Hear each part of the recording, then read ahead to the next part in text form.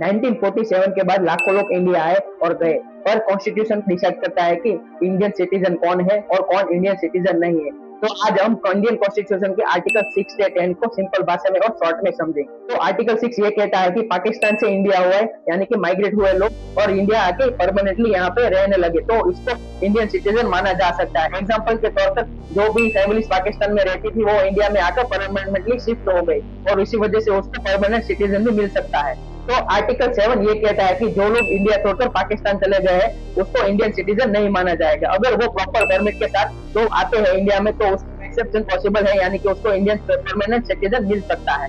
और उसके बाद आर्टिकल 8 के बारे में जानेंगे। और जो लोग इंडियन ओरिजिन है और वो फॉरेन कंट्री में रहते हैं और फिर भी वो कॉन्सुलेट रजिस्टर करके उसको इंडियन सिटीजन मिल सकते हैं, जैसे कि यूके और अफ्रीका में सेटल हुए लोग। और आर्टिकल 9 ये कहता है कि जो लोग दूसरे देश की सिटीजनशिप लेते हैं तो उसको इंडियन सिटीजन नहीं माना जाएगा।